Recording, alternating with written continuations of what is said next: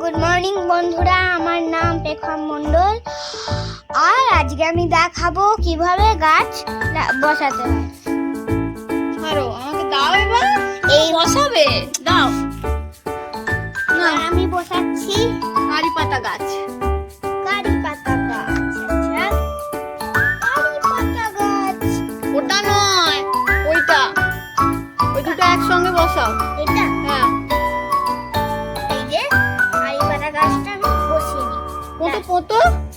হ্যাঁ।